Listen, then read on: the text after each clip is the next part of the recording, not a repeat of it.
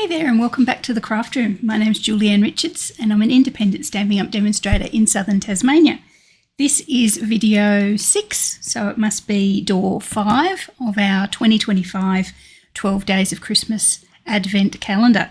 So hopefully you've watched the videos before now and you've seen some stuff you like, and you're contemplating putting this beauty onto your wish list for your next order. Okay, so let's have a look. So as I say, we're up to door 5. This is door 5 up here. And let's have a look and see what's behind door 5. Okay, it is a set of little 4x4 inch masks. So if you've used Stampin' Up! Masks before, they're a beautiful way of getting some really professional looking colouring. Even if you're someone like me who struggles with the whole light and dark and shade and all those sorts of layering things, the masks are a great way of colouring your projects, your images, and coming out looking like you're a real professional. So we'll have a look at those masks. And you've got to use with the masks, you've got a little brush. Now it's slightly different to our normal blending brushes. As you know, our blending brushes look a bit like this. This one's actually got sort of like a brush, like nibs, like a little paintbrush. So that's what we're going to try out with our masks. Now I have cheated a little bit and watched a video already for these particular masks, and particularly this little brush. And the hint I was given was to hold the bristles, that's the word I was after, bristles, right down at the end so that they don't have a whole lot of flecks, and then you can get into the little nooks and crannies of your mask. But anyway, let's have a little look at this. And if you haven't seen masks used before, this is probably a good chance to have a look. Now we've got 4 masks. Now the way Stampin' Up! Masks work, they're numbered. So when you're looking at them, you need to make sure that the numbers are on the top and the right way around, so you haven't got them reversed. So the 1 is the right way, and you can feel there's a little indent there where bump where the 1 is. And we also have these, you'll notice these little notches there. So the notches are there to help you line up the masks so that you have them one on top of the other and the images will line up nicely. So obviously we start with the first mask. Now it's four or 5 little flowers here, so that's what we're going to be looking at, adding some colour to our flowers. So I've got a sort of at least 4, it's probably 4.5 inch wide piece of white cardstock here. I'm going to pop my little mask down. I'm going to start with Flirty Flamingo. And the good thing with this is that you don't have to swap colours out. You can use your Flirty Flamingo for both the background and to add the colour, to add the detail to your masks. So I'm going to pop this into the ink, get some ink on the end of it. And then as suggested, I'm going to hold it close. First of all, the first thing I do straight up is actually put a little bit of colour there where that notch is, so that later on I know to come back and line up the future masks with the same thing. Now hold it down there as suggested. Okay. I don't personally think it's as easy to deal with as our normal blending brushes, but I'm sure, I wonder whether just a dabbing motion would be better, because the brush itself does, already seen it happen. It goes under the mask, which is not what we want. Okay, so I think I'm going a dabbing motion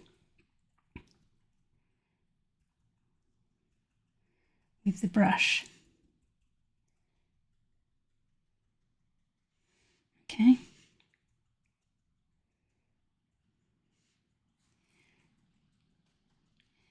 Yes, I can understand why they've put this with the mask, but yes, I don't think I'll be swapping our blending brushes for this little brush anytime soon. Plus, because now I have to clean it out to swap to the green. Oh, did that move? No. Oh, it did. Line it up again. I've got my little notch, I know where I was.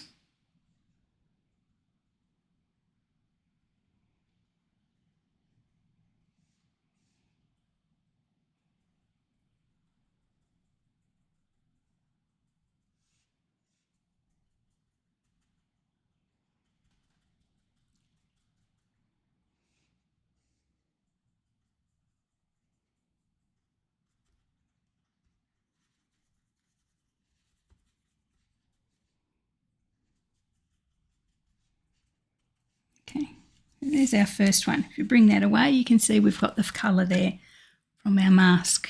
Now I'm going to get mask 2 here. I'm going to line that up again with our notch, so I know I'm in the right place.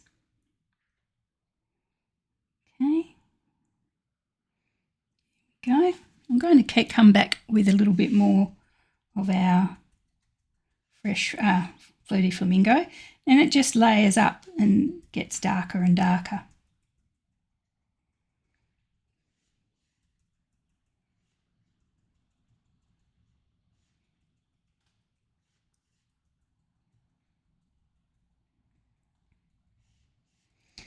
It's not until you start adding these details that you start to see the magic happen with masks. Apologies, I've gone a bit quiet then.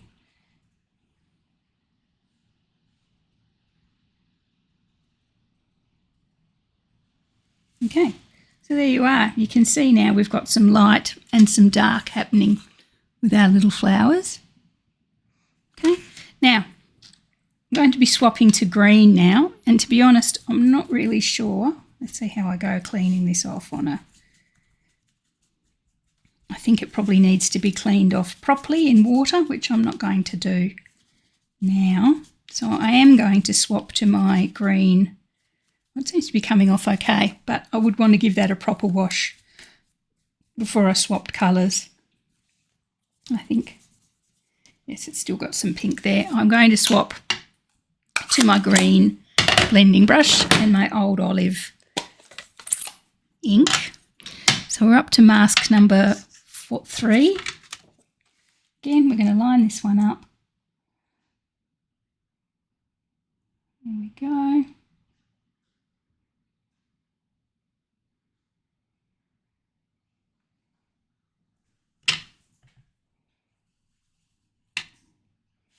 Now, if you're worried about your masks moving, you can get some washi tape or some masking tape or something like that and actually stick them down to your surface. That's number 3. And I'm going to bring in number 4. Now, I'll go here, line that up, the little knit notch. Okay, and come back in with some more Old Olive.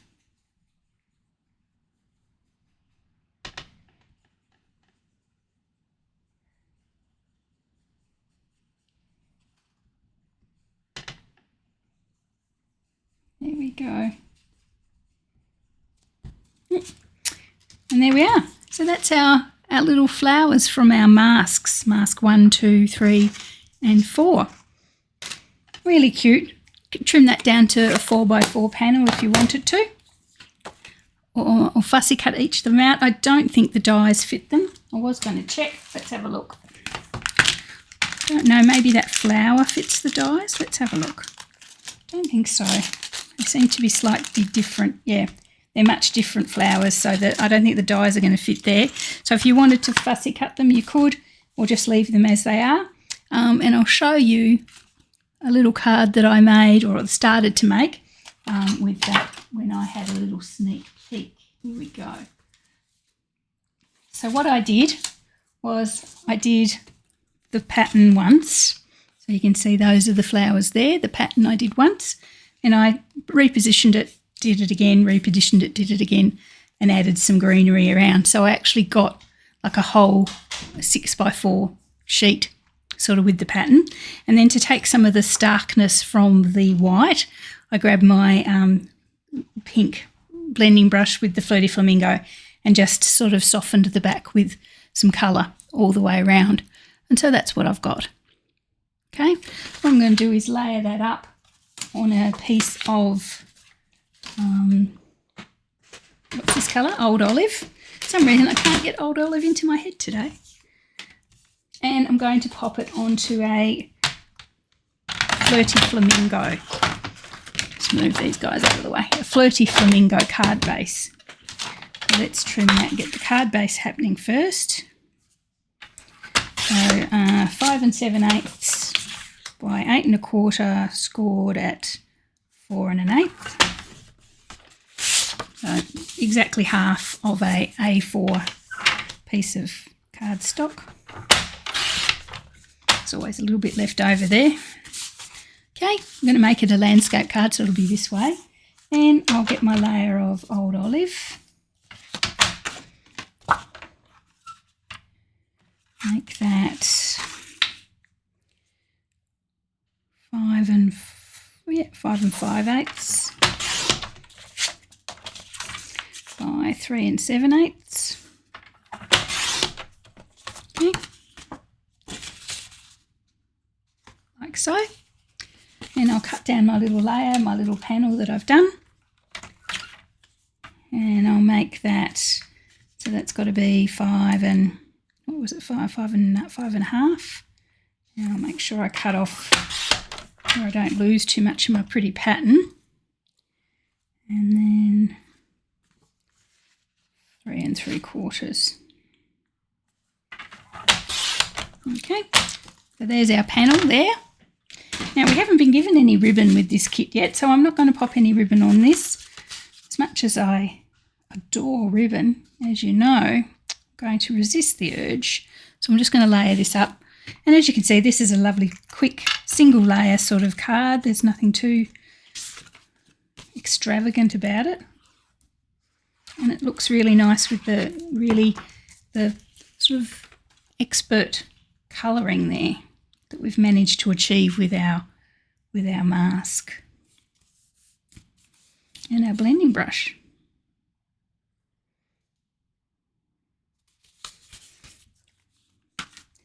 Now let's bring in some things that we've already seen from our previous doors. We looked yesterday at the little gold embossed sentiment boxes that we were given, and we actually used them as a journaling box instead with a scrapbook page. Let's grab one today and actually use it for a sentiment. So here they are, what I've got left, which is most of them. It's such a lot here. It can take me ages to use them. We'll grab the stamp set as well. Use one of those sentiments. What have we got? There's a little round one here. I think that'll fit most of the sentiments. There we are. So we'll pop that there. It's added a little bit of extra bling already. What have we got? Love you, miss you. For someone extra special seems to fit really well. And it's a lovely sort of general sentiment that we'll be able to use for anything. So we'll use that for someone extra special. I'm going to grab my Secret C, which is what I use all the time these days for my sentiments.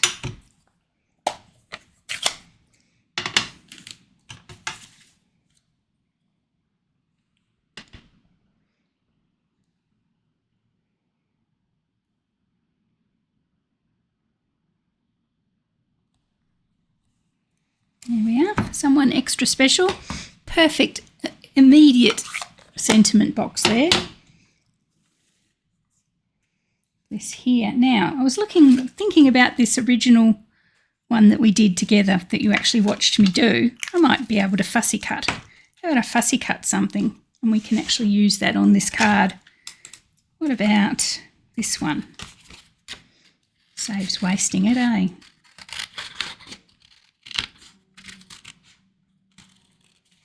The wind is really gusting here at the moment. Has been for a few days.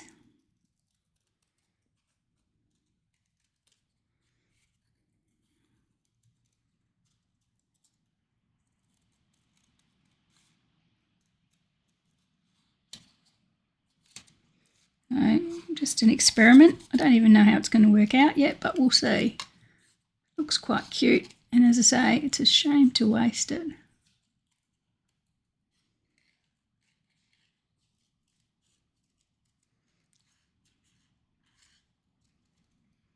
If you have a scan and cut, you could probably do a few if you wanted to.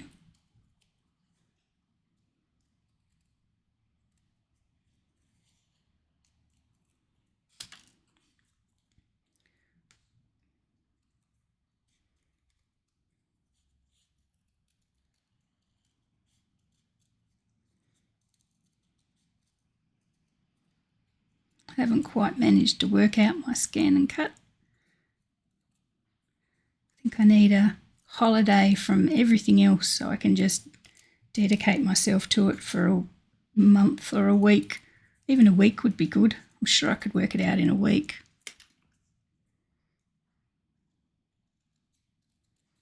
It's a matter of getting the time these days. There we are. So we'll just fussy cut that little flower, and I reckon he could probably nicely fit in and around there if we nestle him in nicely. How about that? Where would be better? There be better? No, I think I like him down here. Yep, that's cute. We'll do that. Just adds a little bit of extra detail, and we don't waste our beautiful flower as well, so that's good. Just trying to nestle him in there with the sentiment a bit. But I think I'll go down here. Okay, so let's get that on with some dimensionals.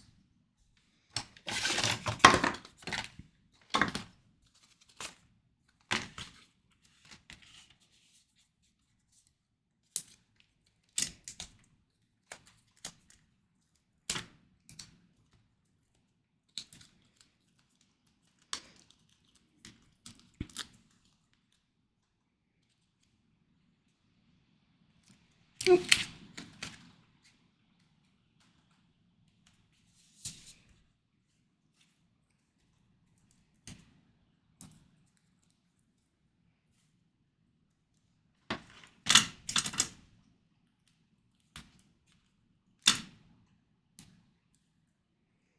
There we are.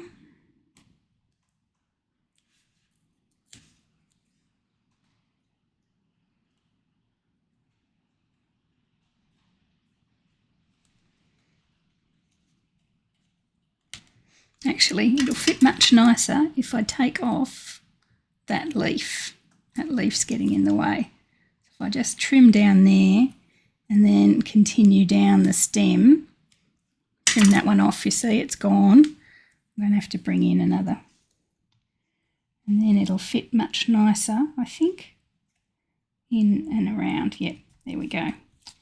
So I'm just going to glue, I've got one dimensional there under the bulk of the flower, then I'm going to glue the stem down just there. So it's just, there we go. Okay, so that's our little flower there, little extra flower. It's cute. Okay. And then I thought, since we've seen these beauties used in a shaker card, let's use them for just embellishments as well. Our gorgeous gold sparkle sequins that we got in door, what was that door? I know I made a horrible mess with it. Door 3? No, door 2. Door 2? I get mixed up. Anyway, a previous door. So let's take my pick. Ooh. And we're going to have to glue them because they are not adhesive backed. So let's just work out where we want them.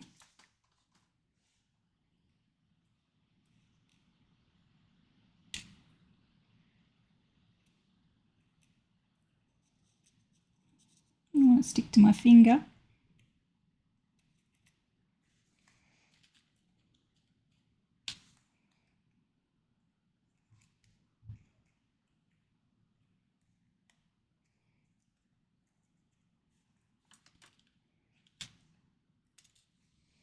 They are actually slightly dome shaped now that I look at them closely.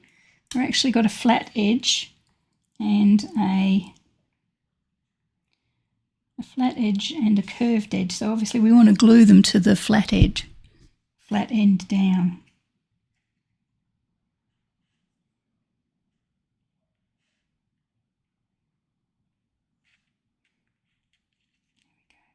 There, I think that's my 3.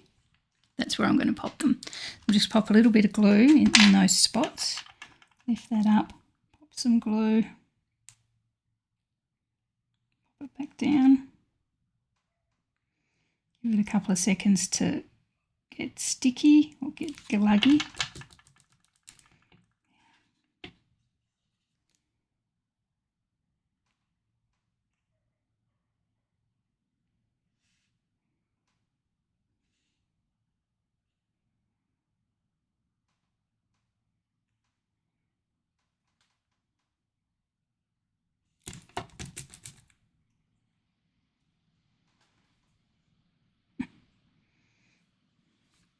doesn't want to stick. There we are. Okay. There we are. We've used our little sentiment boxes, we've used our gold bling, and we've used our wonderful mask as well. So there we are. A nice simple cute card for someone extra special. Okay, so hopefully you like that one. I'll pop that aside before we get a disaster. We've got from door 5, we have our wonderful decorative masks. Excellent, and a very unusual little blending brush, but that's okay. As long as you have blending brushes, I think you'll be fine. Okay, there you go. Thanks for watching, and I'll be back tomorrow with door number 6.